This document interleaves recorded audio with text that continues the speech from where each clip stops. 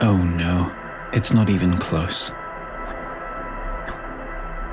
I'm very late to the party, but I just got the latest GoPro last week. This video is going to be focusing on the Ace Pro 2 from Insta360 compared to the Hero 13 from GoPro. And if people are interested, I'll compare it to the Action 5 Pro next time. At the time of this video, the Hero 13 is priced at $479 Canadian dollars and the Ace Pro 2 is $477 Canadian dollars. The build quality of each is very good, and I think they're probably both using the same materials because they both feel extremely similar. The GoPro is more compact, so if pocketability is important, that's something to consider. With the larger size of the Ace Pro 2 comes a larger display. The GoPro has a second front-facing display, but it's not touchscreen. The Ace Pro 2 only has one display, but it can flip up to face forward, giving you a much larger view for vlogging. Both have no problem with polarized sunglasses, at least in horizontal orientation. When vertical, the Ace Pro 2 does quite a bit better, it's fair to say. The Ace Pro 2 can vibrate when you start and stop recording, and that's something that's useful when mounted on a helmet or a selfie stick, or when using it in very bright sun. The Hero has no vibration. The Ace Pro 2 has a magnetic mounting system, and the GoPro has the flip down fingers and a built-in 1/4-20 socket, which is my favourite thing about this camera. I wish every action camera had a built-in tripod socket. However, you can buy this optional extra for the Ace Pro 2, which gives you exactly the same thing.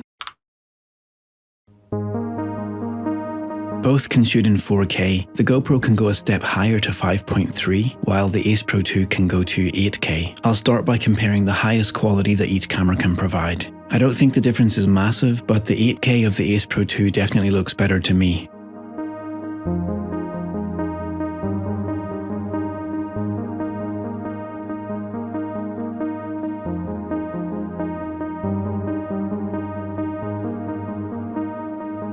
Comparing the GoPro's 5.3K to the Ace Pro 2's 4K, I don't see much of an advantage in the 5.3K footage. I'm not seeing any extra detail. What do you think?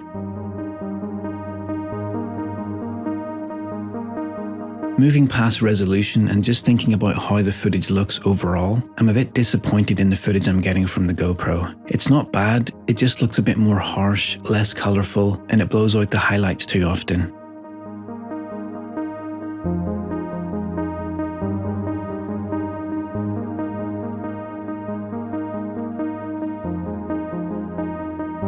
With regard to field of view, most of the settings have a more obvious lens distortion on the GoPro. The Ace Pro 2 controls the highlights better, and even when the field of view is set to as wide as the GoPro, it still has less lens distortion. The Ace Pro 2 can do up to 4K 120, which the GoPro can also do. At 4K 120, the quality is good on both, in terms of detail and smoothness, but again, the GoPro more often loses control of the highlights.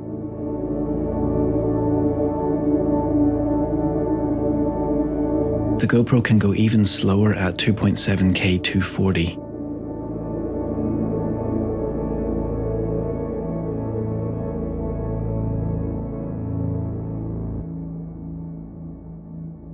Lowlight is another area where the GoPro just seems like it's from several generations ago. With the smaller sensor, it just isn't good in low light. There's no way for me to sugarcoat this. I think it's the camera's greatest weakness. This is how the audio sounds on the GoPro standing about 2 meters away from the camera. And this is how the audio sounds on the Ace Pro 2 standing about 2 meters away from the camera. GoPro doesn't make a wireless mic for their cameras, but Insta360 recently released this, the Mic Air, which allows you to get some distance from the camera and still get good audio. It also lets you start and stop recording by pressing the button. The Ace Pro 2 has an 1800 mAh battery and the GoPro has 1900. With the GoPro having a larger battery and smaller display, I expected it to have better battery life and longer run times, but in my tests at 4K 30, it always overheated and turned off in well under an hour. The Ace Pro 2 records for quite a bit longer.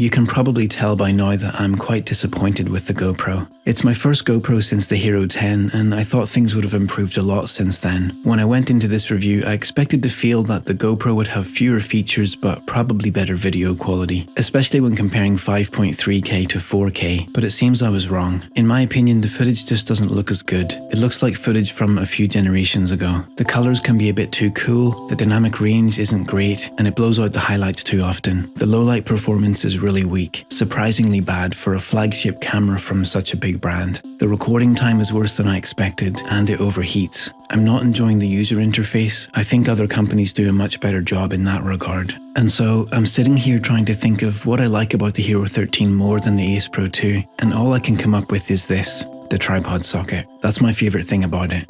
If there's someone out there who feels that having a built-in tripod socket is the most important feature, this is by far the best action camera on the market. For everyone else, I just can't think of why you would choose this over the Ace Pro 2, and I think it's sad. I don't like that people think it's funny and almost cheer on the demise of GoPro. They invented the action camera market. They were the first, and competition is better for us. So I want to see them do well and make great products again. But unfortunately, it seems like they're stuck. Their prices are as high as the competition, but the performance is far behind. And so I wonder, how much longer can they carry on charging today's prices for yesterday's reputation? If you find this useful or interesting, I'd appreciate a thumbs up. And let me know what you think. Do you prefer the GoPro? Are there some features that make it the best option for you? Let's discuss in the comments. Thanks for tuning in. See you next time.